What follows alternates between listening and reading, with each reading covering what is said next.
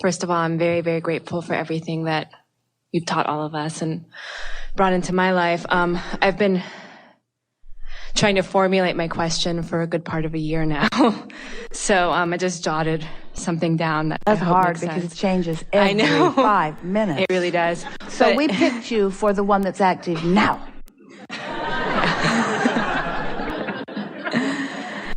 Well, I'm just going to peek for a minute because my mind just went blank. But how does your belief system or your alignment affect the cells of your body? And can that alignment truly reverse or eradicate a diagnosis? Everything is about alignment. And all illness is about resistance. Sometimes resistance is the path of least resistance. In other words, we really want to talk about, in context with resistance, contrast. Because in contrast, there is clarity of what is wanted. And so it is certain that how you feel is about what you're doing vibrationally. And the better you feel, then the more open and in alignment you are, and the more you are allowing the energy to flow. And again, it's about balance. So if you are asking for more energy than you are allowing to flow, then something has to shift. You have to find some way of releasing the resistance in order to allow the energy to flow. Our friend was talking about her dog, and we were talking a little bit about Jerry. So when you make your transition into non-physical, there is a releasing of all resistance. So if there is an assumption, and there commonly is, we're talking about two different subjects here. We're going to come back completely to the subject of physical well-being in just a moment. But in light of what we were just talking about, we want to put this in there as well. When you make your transition into non-physical, there is a releasing of all resistance. And all of you, as you come forth, know that you're here in these physical bodies in a temporary focus, and that you will reemerge into non-physical. So there's a misunderstanding that goes something like, if someone makes their reemergence, as Jerry did, through diagnosis or through illness, then something has gone wrong, because the outcome, certainly as far as Esther was concerned, and as far as physical family and friends was concerned, the outcome was not what was wanted. But when you step back to understand that it was always the intention to reemerge into non-physical, and that when the energy is moving faster than this physical body is sustaining, because the desire is stronger than this physical life experience is satisfying, that then even that path of least resistance is not a wrong path. So I just want to sort of stick that in. It's always something that sticks in some of your vibrational craws that goes something like, is the death experience a right or a wrong experience? And you have different opinions about it. Our friend a moment ago said, well, I don't object to the idea of death. I just object to the idea of death of someone that I care about, or someone that I care about that is so young. Mm-hmm. So you put all of your limitations upon when it's right and when it's not right, and we say it is an inevitable experience that you get to choose from your combined non-physical and physical perspective the timing of. Now back to the subject of physical wellness. Yes, the cells of your body are responding first and foremost to what you're doing vibrationally. And illness is always about energy moving faster than is being allowed. That's always what it is. It's always about energy being summoned, achieving a faster rate of energy than you are allowing. And you know that. You know what resistance is. The train that goes through the valley that Esther can see from her house in California, every couple of years they send a machine down that track that has a tight grip on the rails in order to clean the rails. And the resistance is such that it makes a big rooster tail that flies high into the sky. And they always do it at night. And the neighbors all gather around to watch this fascinating rooster that goes very slow. And the resistance is such that it makes big sparks. It's really fun to see. So you understand resistance. Resistance is the slowing of energy. It's a slowing of something. So, yeah, the answer is yes. So then what are you going to do about it? What do you do about resistance? If we were standing in any of your physical shoes, we'd get out ahead of it. We wouldn't wait until, and it doesn't matter if something is happening, but we wouldn't wait until some evidence of resistance is there. We'd get out ahead of it and just make sure that we're flowing freely. Mm-hmm. And then not only do you feel better, but your physical body is performing better and feeling better.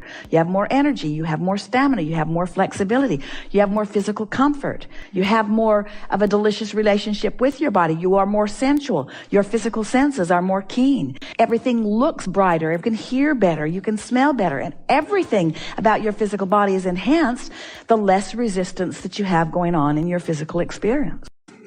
So that's always the answer to feeling good. Mm-hmm. And manifestations are always the evidence of how you're feeling. No exceptions. Yeah. And I do that. Oftentimes I reel it in and I just think about how I feel now. And most of the time when I think about how I feel now, I feel great. Well, here's something to think about. Since this is something that's on your mind and something that you care about, so it's something that's exaggerated in the vortex, so the energy is moving. As our friend was talking earlier about the idea coming, the idea coming. Well, sometimes when that idea comes, in fact, often when that idea comes, it's that source energy perspective wanting to call your attention to how good you feel. In other words, are you starting to understand the difference between setting a goal and saying, I'm going to think about this and I'm going to do these things, and instead of that, intending to feel good and doing your best to feel good as best you can, and then noticing the thoughts that are coming. Esther said to Jerry one day, I think about you all the time. And he said back to her, how do you know it's you thinking about me and not me thinking about you? Now that's really worth thinking about. That's really worth thinking about. So when these ideas occur to you, when an idea that feels good occurs to you, don't nitpick over whether you thought about it or whether Source thought about it, because in the majority of cases, in fact, in every case, it's Source thinking about it. It's Source comprehending it. It's Source knowing it. And it's you being vibrationally up to speed with it. Don't you love knowing that?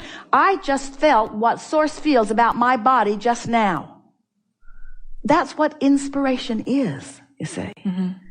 So we know, in the beginning, we called this gathering the science of deliberate creation. And you all got so carried away with it, deliberate. We said, the basis of this philosophy is freedom and growth and joy. It's the basis of your life. And you said, yes, freedom and growth.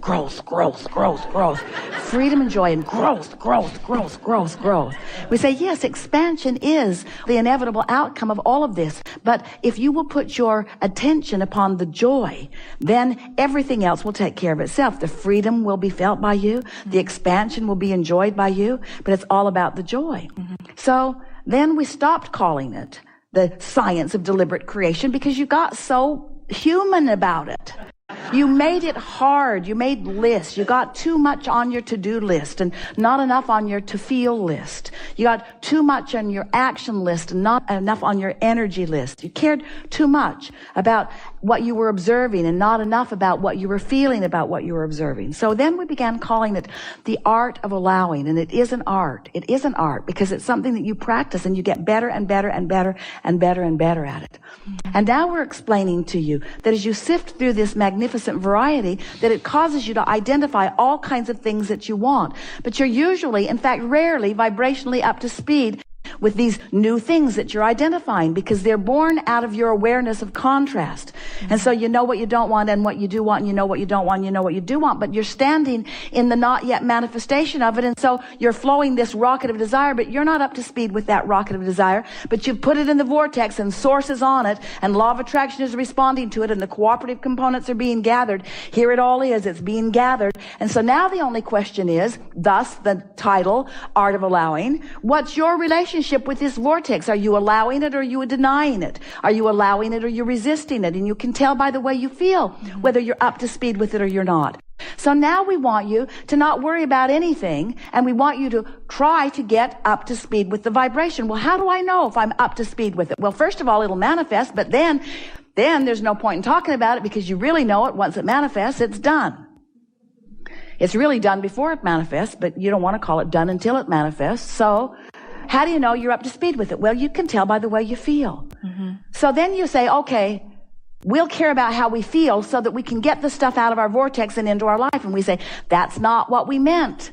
It is what happens, but it's not the way we want you to look at it, because when you look at it that way, now your awareness is on the fact that it's in the vortex and not out here where you can see it and hear it and smell it and taste it and touch it. So now once again, you're introducing resistance into the subject because you're keeping score of the manifestation.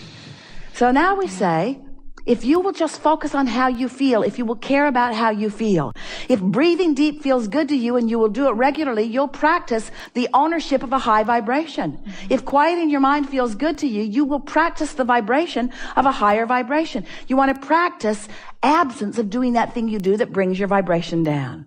So then we resurrect this old analogy that we offered in the very beginning days that Esther was allowing us to flow through her in this way. You're like a cork bobbing on the surface of the water. That cork is up there in that high, good feeling, high flying, non-resistant vibration, bobbing on the surface. In this analogy, that's pure positive energy. You can hold the cork under the water. But when you let go of it, when you get distracted from whatever it is that's causing you to hold it under the water, the cork bobs right back to the surface. But you all have a hard time accepting that. You keep thinking, it's almost like the questions you ask are, okay, Abraham, my cork's under the water. What can I do to get it up there? What can I do? What can I do? Is there a mechanism? Is there a contraption? Is there something we could put under the sea that will push that cork up? What can I do to get that cork to go up? Because it's under the water. And we say, let go of it. And you say, oh, that's far too simple. There's got to be way more than that. Anybody can just let a cork float. I've paid $195. Anybody can let a cork float. I want to know what to do. And we say, we want you to just relax. We want you to accept the well-being of your experience. We want you to understand that you're supposed to float. And when you're not, it's because you're doing something that's keeping you from floating. And if you will stop doing whatever it is that's keeping your cork from floating, you'll feel better immediately. And if you keep practicing that feeling, your cork will float. And then into your grid, into your point of attraction, will flow the ideas and the inspiration and the relationships and the delicious exposure to life experience, just the way you knew it would be. Really good. Thank you. Yeah.